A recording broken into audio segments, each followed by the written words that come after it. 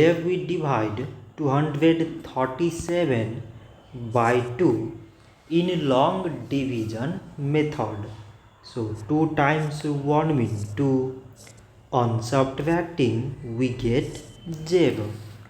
So now we put down the number beside this 3 and we remove this 0. So 2 times 1 means 2. On subtracting we get 1. So now this 1 is less than 2.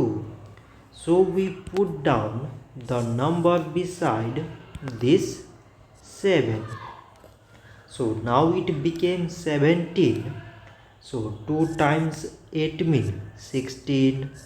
On subtracting we get 1.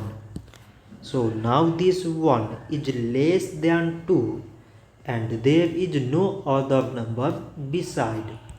So we put here decimal so that we take 0. So now it became 10 and 2 times 5 means 10. On subtracting we get 0. So 237 divided by 2 is 118 decimal 5. So this much for today and thanks for watching.